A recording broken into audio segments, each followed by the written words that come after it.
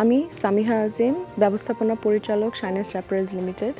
15 বছরের বেশি সময় ধরে গার্মেন্টস শিল্পে যুক্ত আছি।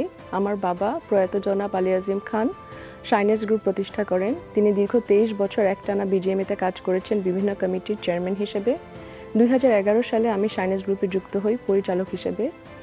2020 সালে আমার বাবার আকস্মিক মৃত্যুর পর শাইনেস গ্রুপের আওতাধীন সকল ব্যবসা, গার্মেন্টস, টেক্সটাইল, অ্যাক্সেসরিজ ইউনিট, পরিবহন, ব্যাংক ও বীমা কোম্পানি পরিচালনা করছি।